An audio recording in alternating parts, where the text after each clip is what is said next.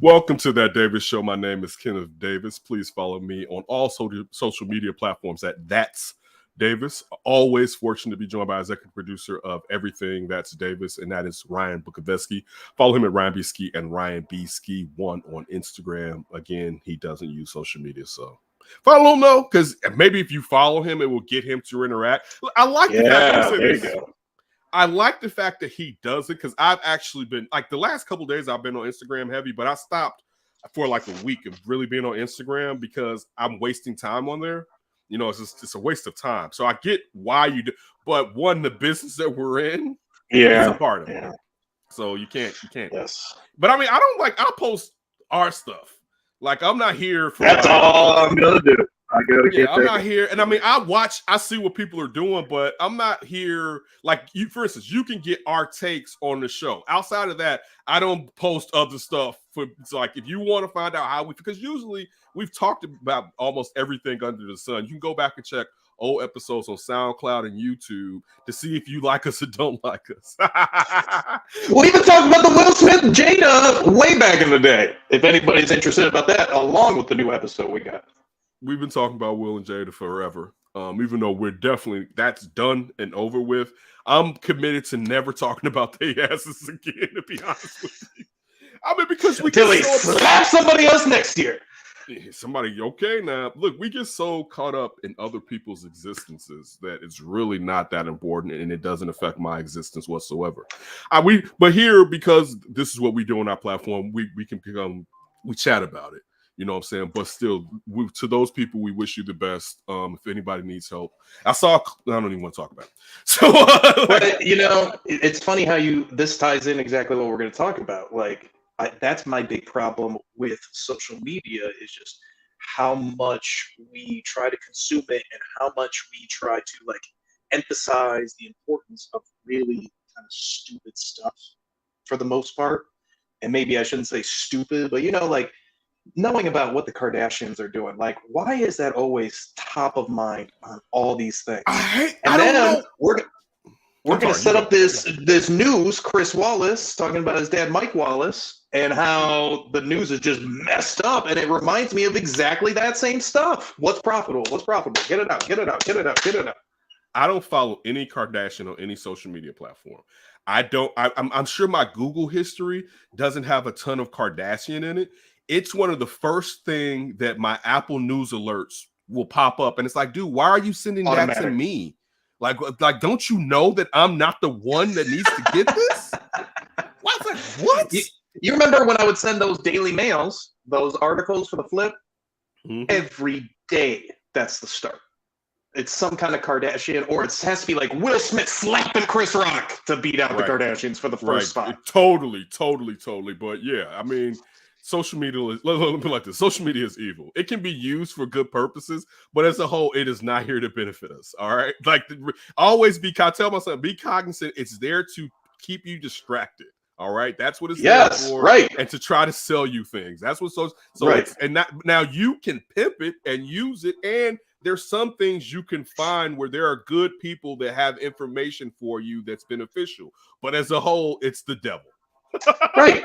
Like that's what they want. You looking down. Hey, don't look at what we're doing up here. Right. And as Ryan alluded to, it kind of kicks off what this show is about. Chris Wallace of MSNBC, formerly of Fox News, was on Stephen Colbert's show. And Stephen Colbert asked him about, I'm trying to think of how he put this. He said, there's a lot of talk about the loss of trust by the American public, right? If you had a magic wand and you could wave it, what change, either presently or historically, about the media would you try to restore? And this is from Yahoo News, right? And Wallace responded that he blames his father, Mike Wallace, who, of course, from 40-something odd years on 60 Minutes after football games on Sundays, for it. He said it used to be the old news, and I can remember growing up with my father in the 70s, that the news didn't make money. It was a public service, and network viewed it as a public service.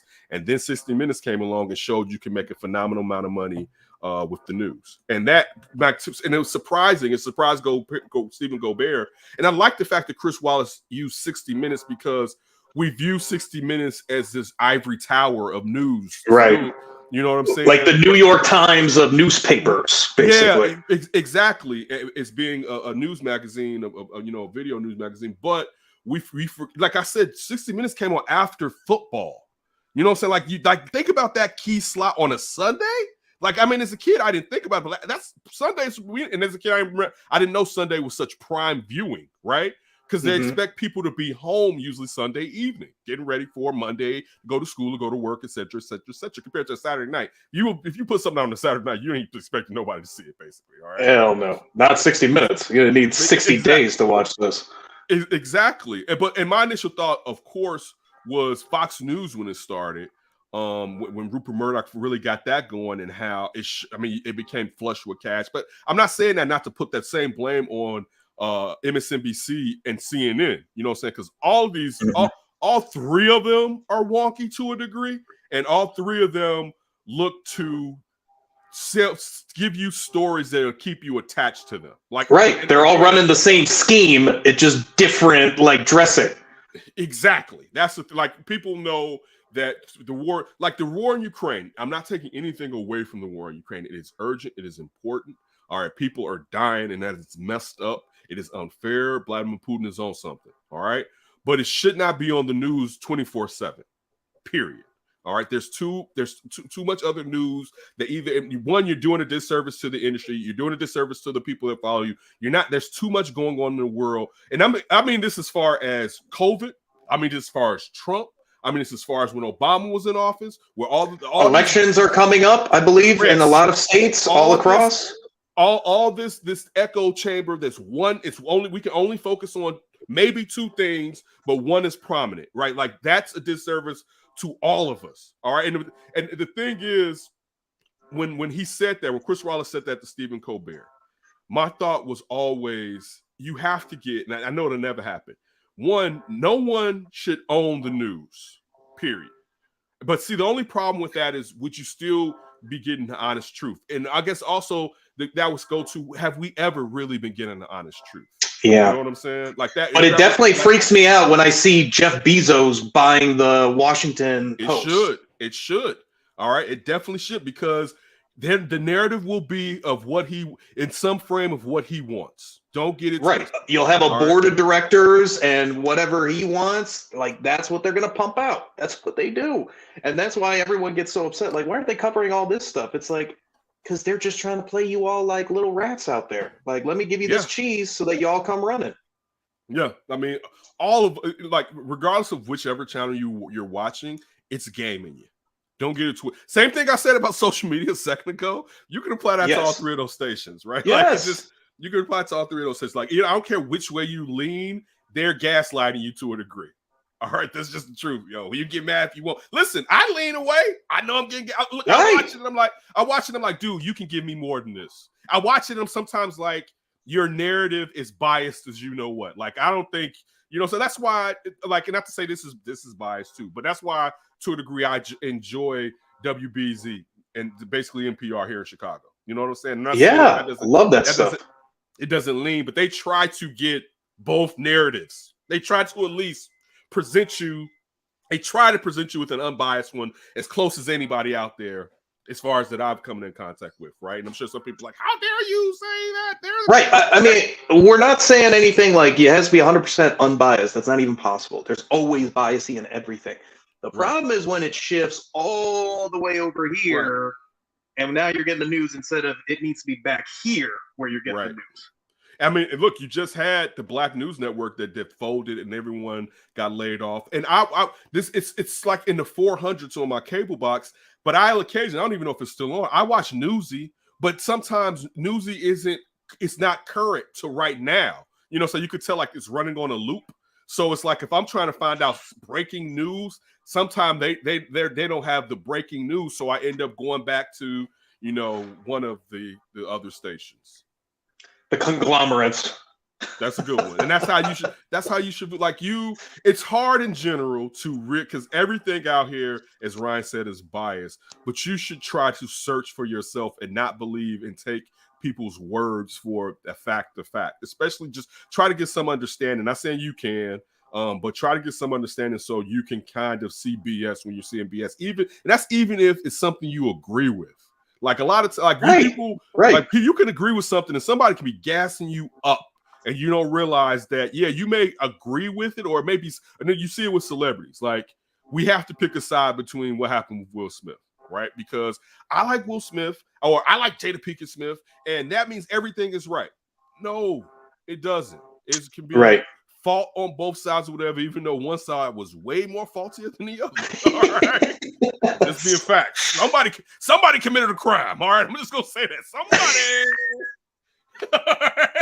like somebody had committed a crime. All right. You know, take that. But listen, I'm saying you're right. Chris Rock making that joke about Jada. Right, wait. But see that, but look, just like me saying that, one of them regardless of how you feel, one of them committed a crime. All right. And like people can't even get through that. People can't we have such a problem with empathy and trying to see someone viewing from someone else's viewpoint.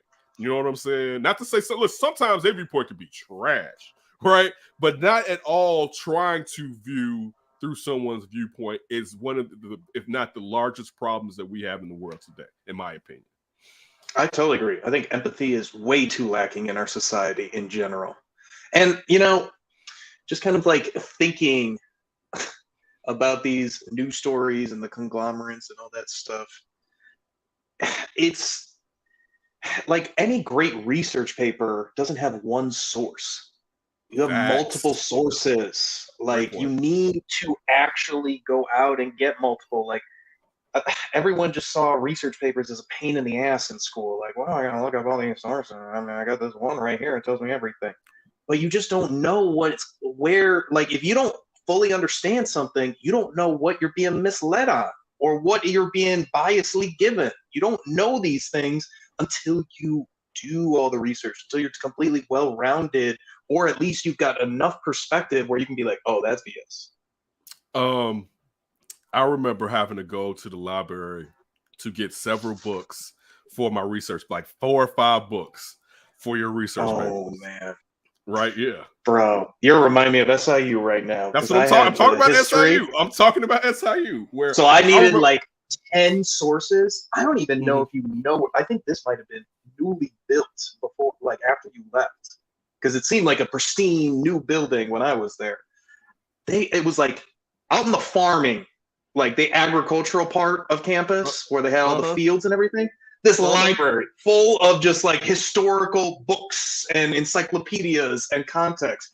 And I would have to like bust my ass out there or bike ride, and it would take forever to get out there and just sit there all day doing research. I felt like I was like in the Smithsonian or something. Like, okay, no, I don't. You're right. Now I remember I used to go to the regular library. They still have the library that was on campus. Yes. Okay. And but like, apparently it got like multimedia'd, so they had like everything. They didn't just keep the encyclopedias and everything. They started adding like the DVDs and the gaming and all that stuff. So they moved some of that stuff. It wasn't. I had a friend that lived out by that way though, so I know how far it is where you're talking about. Especially if you have a car. Like I had a ride. Right, and I wasn't at Thompson Point either. So you had to like really go. Right. Totally. Damn. Just looking through all these 1960s ad ages, one after another. It's funny, and it makes me, this has nothing to do with what we're talking about. And it's just another story, kind of like the story when we were talking about the cop and perhaps what he did. Make sure you check out that segment that we put out another day. But I remember this girl I dated at one point, and she worked in the library. And the reason that she ended up, we ended up going on a date. She's bad. He's one of the baddest. But we go on a date. Librarian, okay. I've seen movies start out like this. I had seen her on the yard. Actually, I had seen her on the yard, and I noticed her, and I thought at one point I turned around and I noticed she was looking back at me, and I said, maybe. So then I found out she worked in the library. And I remember when I came to get the books, I was like, I should shoot my shot. I'm not even a shooter. I'm not a shooter, right? I'm not. That's not been like that. I'm not a shooter for the most part. I have shot, but I've been very lucky and fortunate when I was out in the streets. But I remember so that when I went to return the books, I shot my shot. Shorty told me later, she was like, I'm happy you didn't do it the first time because I may not have went with because you respected my job or whatever. Who knows? She was a student working at the library. But still, I was like, all right, cool, whatever. It has nothing at all to do.